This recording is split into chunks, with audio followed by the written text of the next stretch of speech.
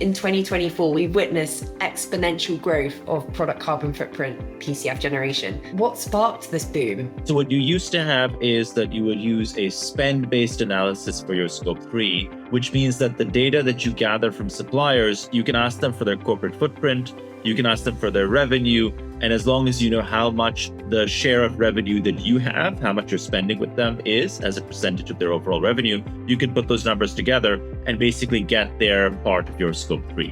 What's changed is that as more and more companies start using activity and weight-based data for their Scope 3, they are now actually losing one side of that equation. And so if you know, let's say, the weights of potatoes that you bought, it is not sufficient just to know what the revenue share is that you have with the supplier. You actually kind of need to know not just the weight share is, but the activity share effectively as well, because the supplier may be making many different things, which might have very varying levels of emissions intensity. And so for that reason, you now need to have actually something that is product specific related to what you're buying. There were two ways in which companies were solving for this over the last several years. One was asking their suppliers for their raw activity data so that they could effectively compute an LCA on their own side and use that in their analysis. The second was they were asking for an LCA of some sort as the finished piece and saying, if you have this, please share it. What most requesters realized was that the LCA availability was few and far between when you start looking not just across number of suppliers, but also